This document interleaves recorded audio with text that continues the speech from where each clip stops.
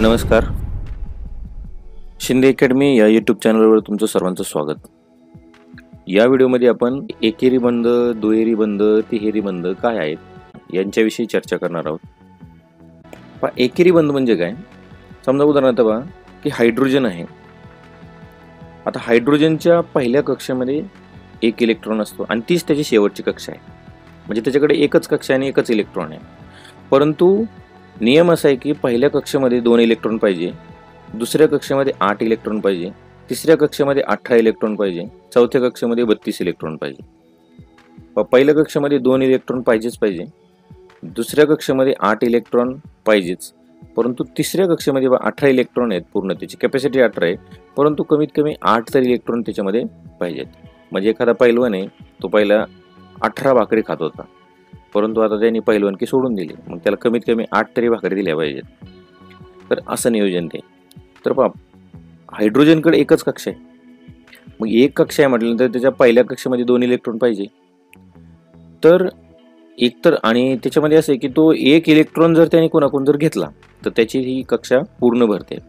परंतु जर समजा तो दुसऱ्या हायड्रोजनला जर येऊन जॉईन जर झाला तर दुसरा हायड्रोजनकडे पण एकच इलेक्ट्रॉन आहे आणि या ठिकाणी ह्यांनी त्या दोघांची एक एक जो इलेक्ट्रॉन आहे तो जर समजा मध्यभागी जर ठेवले भागीदारीमध्ये किंवा शेअरिंग जर केले तर यामध्ये पहा की ह्या दोघांच्या कक्षेमध्ये हे दोन्ही इलेक्ट्रॉन फिरतात. म्हणजे दोघांची पण कक्षा पूर्ण भरते आणि यालाच म्हणतात कोव्हॅलेंट बॉन्ड किंवा सहसंयोजक बंध. आता यामध्ये हायड्रोजनने एक इलेक्ट्रॉन ठेवलेला आहे आणि दुसऱ्या हायड्रोजनने सुद्धा एकच इलेक्ट्रॉन भागीदारीमध्ये ठेवलेला आहे.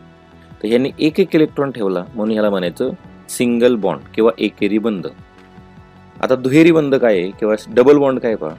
यामध्ये पहा एक उदाहरण घेऊ आपण की ऑक्सिजनच्या पहिल्या कक्षेमध्ये असतात 2 इलेक्ट्रॉन आणि दुसऱ्या कक्षेमध्ये असतात 6 इलेक्ट्रॉन.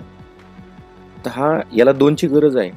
तर हा काय करतो पहा, दुसऱ्या ऑक्सिजनला जाऊन भेटतो आणि त्याला म्हणतो की तू 2 इलेक्ट्रॉन शेअर कर, मी 2 इलेक्ट्रॉन शेअर करतो. पहा काय होते यामध्ये.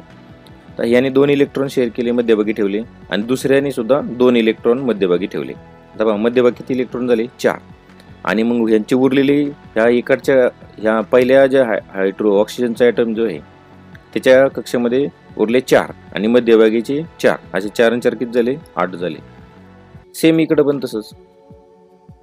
दुसरा जो ॲटम होता ऑक्सिजन त्याच्या पण शेवटच्या कक्षेमध्ये आता 8 इलेक्ट्रॉन फिरायला लागले. म्हणजे मध्यभागीचे 4 आणि साईडचे 4.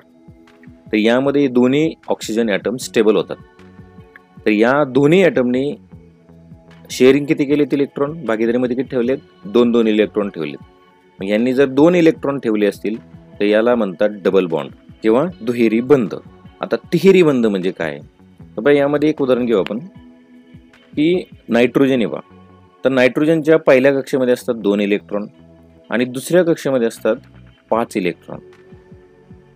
तर हा काय करतो पहा की दुसऱ्या नायट्रोजनला जाऊन भेटतो, त्याला म्हणतो की तू काही मला इलेक्ट्रॉन दे, मी तुला काही इलेक्ट्रॉन देतो. त्यावेळेला आपली कक्षा ह्या पूर्ण होतील, कारण याच्या शेवटच्या कक्षेत 5 इलेक्ट्रॉन आहेत. 5 म्हटल्यानंतर याला 3 इलेक्ट्रॉन घ्यावं लागणार आहेत कोणतरी. तर हा काय करतो, दुसऱ्या नायट्रोजन ॲटमच्या मध्ये म्हणजे त्यांच्या जोडीमध्ये हे 3 इलेक्ट्रॉन हा ठेवतो आणि दुसरा ॲटम नायट्रोजनचा 3 इलेक्ट्रॉन ठेवतो. म्हणजे मध्यभागी असतात 6 इलेक्ट्रॉन. मग यांच्यामध्ये साईडने किती उरतात? फक्त 2च उरतात, बरोबर ना. आणि मग मध्यभागी 6 इलेक्ट्रॉन आहेत आणि हे साईडचे 2 किती झाले? 8. हे मधले 6 आणि साईडचे 2 8.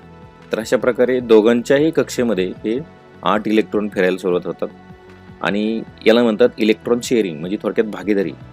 आता ह्या भागीदारीमध्ये नायट्रोजनने 3 इलेक्ट्रॉन ठेवलेले आहेत आणि दुसऱ्या नायट्रोजनने सुद्धा 3 इलेक्ट्रॉन ठेवलेले आहेत.